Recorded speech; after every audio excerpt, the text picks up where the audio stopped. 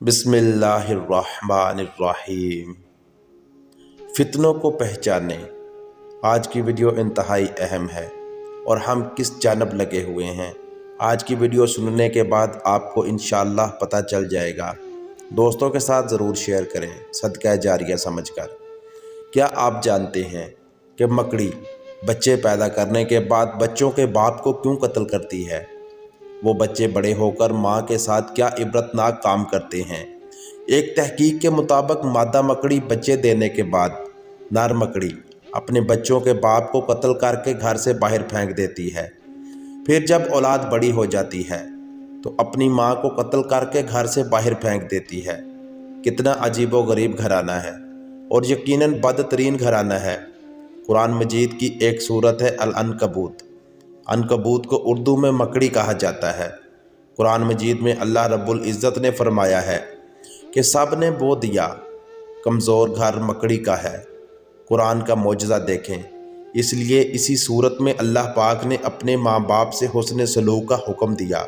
अल कुरान सूरह नंबर 29 अल-अनकबूत आयत नंबर 8। तर्जमा।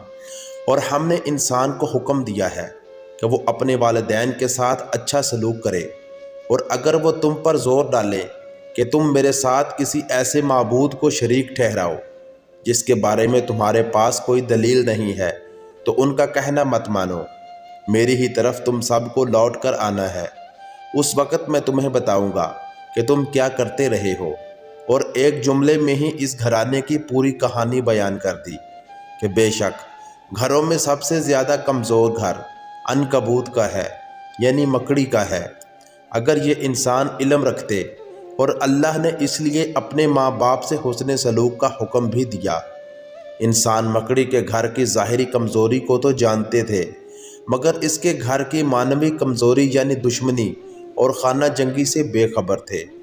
अब जदीद साइंस की वजह से इस कमज़ोरी से भी वाक़फ़ हो गए।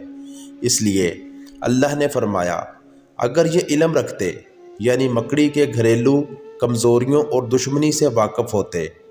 इस सब के बावजूद अल्लाह ताला ने एक पूरी सूरत का नाम इस बुरी खसलत वाले कीड़े के नाम पर रखा। हालांकि इस सूरत के शुरू से आखिर तक गुफ्तगू फितनों के बारे में है। सूरत के इब्तिदा में यूँ है, क्या लोग ये ख्याल करते हैं कि वो इस बात पर छूट जाएंगे कि उन्होंने कहा कि हम ईमान लाए हैं और उनको आजमाया नहीं जाएगा। और फरमाया, लोगों में से कुछ ऐसे हैं जो कहते तो हैं कि हम ईमान लाए हैं, मगर जब इनको अल्लाह की राह में अज़ियत दी जाती है तो लोगों की आजमाइश को अल्लाह के अज़ाब की तरह समझते हैं। जहन में ये सवाल पैदा हो सकता है कि मकड़ी का फितनों और आजमाइशों से क्या ताल्लुक़ है। दर हकीकत फितने, साजिशें और आजमाइशें भी मकड़ी के जाल की तरह पेचीदा हैं, और इंसान के लिए इनके दरमियान तमीज़ करना, इनको बेनकाब करना आसान नहीं होता। मगर अल्लाह मदद करे तो ये कुछ भी नहीं होते। हर चीज़ मुमकिन है अगर मेरा रब चाहे तो। और आज का दौर भी फितनों से भरपूर दौर है। हर चीज़ झूठ, हर चीज़ धोखा, हर तरफ मिलावट और बनावट। इस दौर फितन में जो फितनों में फंस गया बस वो गया।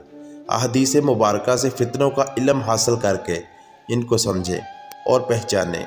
अल्लाह पाक हम सबको इल्म हासिल करने और अमल करने की तौफीक अता फरमाए, आमीन। तो दोस्तों, ये थी आज की वीडियो।